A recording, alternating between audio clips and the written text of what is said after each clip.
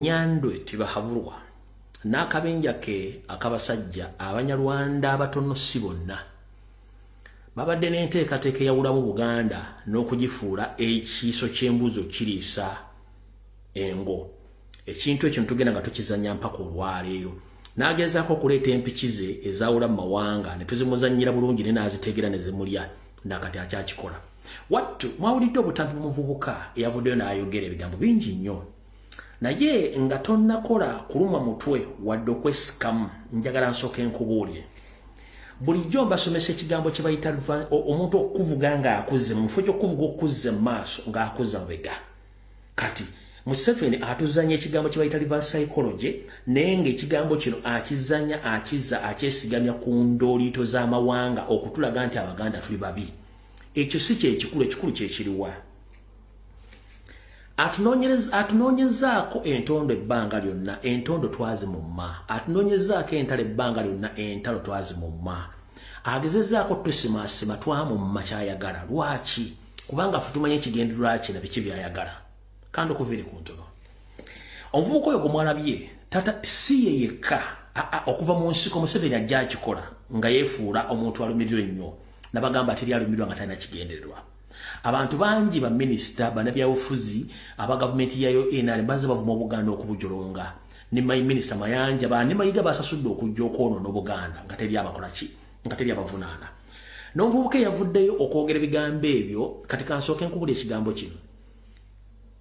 Tugamba nti teri mutamiivu akwata maguja kugisala nga tategera kubanga omutamiivu amanyi ekkubo erinaamutwala ewuwe era alitegeera bulungi nnyo. Okujjako nga yanywedde mungi nnyo ogwetaaga ate omuwa omukojo gumuzza engulu naye wabanga anywedde ng'atagala lwaki lyatuuka ewuwe n'agwa ku luggi ekivuna nti omutamiivu takola kitaawe wakambwa. Lwaki? Ebigambo ebyayogedde omuvubuka oyo mwabirabye. Wabula basinga obungi njagala mbateekeko ku sayidi endala eri mutegeere bulungi nnyo. Omuvubuka ono byayogedde ebigambo byabadde bisengeke bulungi nnyo. Ku myaka gye nasose kutunulira ndabika ye nga omuntu bw'obanga ogenda okuvuma omuntu osooka ne weetunulira nze avuma nzaani endabika yange kyekisooka. Ompulya bulungi nnyo. N'omanya nti bwe ngenda okuvuma omuntu bana banvumye nnyinza obutafulumwa nywire bw'otunulira embeera y'omuvubuka oli nga bw'ayimiridde tasaddadde okwogera ekigambo n'ebigambo byafulumiza kitegeeza nti byadde biteekete nga bimutumye abyogere bulungi. Era n'okugamba nti yeetonze teyeetonze yayagadde bbalaga nti kubanga singa abadde wakwetunda yandibadde tayogera ebigambo ebyo ne bw'omala okwogera ebigambo byewayogedde kitegeeza nti gwe message wagisindise gye bakuwadde okukola ki egendeyo. Ekyabadde ekigendererwa ekyo kyekiruwa. Waliwo abanyarwanda abaagala Buganda n'abaagala Uganda mwebali. Museveni yeebuuza nga batuuse omukulona ne babula. Eri abanyarwanda baganda nze tonzija ku Buganda ne bw'okola otya abo nabo gye bali. Kati mu Museveni wabateekamu kye tuyita password oba code ng'asindisa ezo message z'abantu abo gye zitandika okwawuzaamu abantu n'okubalwaza emitwe nti mwegugunga mutandika okunoonya abantu abafaanaganako ng'oyo mubatte oba mubateme batuuseko obulabe ye aba asikowalinga. Nkiddamu ye aba asikowalinga ku tribal card ze aba asikowalinga. Kati okumumma amakulu n'afiire mu kaadi ze omuvubuka obaka yabutuusizza. Era nze njala kusinziira no ku Lumbe Broadcasting Service. Neebaze omuvubuka oyo wonna w'oli ssebo obaka twabufunye nnyo era tubweyanzizza. Nga bulijjo ffe Abaganda munnange tuli bagonvu nnyo ng'olujegere. Gwe ne bw'ojja n'otukola ky'oyagala ogenda wabula lw'essaawa otuuka ng'olina okuddamu okukola ki okwejjusa kye wakula kyekiruwa. Omulundi omulubanga oyogera ogezangako nnyo okwogera ebigambo byogedde ng'obyogera mu lulimi lwo olutali Luganda kyekisooka ekyokubiri. Ofuwanga nnyo ng'ebigambo byoyogera obyogerera mu kitundu gy'ozaalwa. Ekyokusatu ofubanga nnyo okwogera ebigambo ebyoyogedde nkiddamu ofubanga nnyo okwogera ebigambo byoyogedde ng'obyogedde mu kitundu gy'ozaalwa gwe gy'ogamba gy'osibuka. Era ofubanga nnyo ebigambo obyogera mu lulimi olw'obuzaalirwa nalw'oyogedde so si mu Luganda. Ekyokubiri bw'ogamba nti obyogedde Muganda weeyagalira mu Buganda kiba kitegeeza nti oli buze ero jja kuva wobadde ero de wamwe yenjawulo ffe tusigala waawo tetuvaawo yenjawulo eyo ompulidde bulungi nnyo kati mu nkola eyo ngenda kugamba ekigambo kimuganda wange nze nkwebazizza nti obaka bwatuuse bulungi nnyo era tumanyi kiki ekirimu mmwe kyemutulowooleza omanyi si kibi omuntu okubanga atumanyi muntu kyakulowooleza kiba kibi nnyo nkiddamu gwe munnayuganda ali eyo naawe omuganda lwaki neebaziza omwana ono mwebaziza olwokuba nti ffe tutegeera mesegi zaabwe nti bategeeza ki eri ffe abaganda bwe bandisirise kyandibadde kibi nnyo nga tutegedde kye bakulowooleza kati otegedde kye bakulowooleza kiteeke wano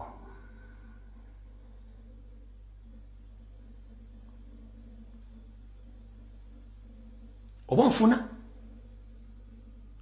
gwe kiba kibi nnyo omuntu okusirika n'atakubulya kyalowooza ye mutemwasi wabula omuntu bw'ajja n'akugamba ekigambo nga bwakigambe okiteeka mu kasengejja n'ose nti bwe mutwe mundowooleza era bwe mutwe mundaba ofuna ekifaananyi mu bakulabira n'ofuna endowooza gye bakulinako naki kye bagenda okwolekeza kati gwe n'omanya nti bwe mutwe mundaba bwe mutwe mundowooleza nti kati ntegedde kiki ekinajja obatugamba bwe kiki ekigenda okujja okwerinda si buti ensanafu etambula egaludde n'omanya ki ekigenda okuddako yensobola kibage nti omuvubuka oyo ebigambo yabyogedde biri calculative nnyo era nga bisindike bulungi kati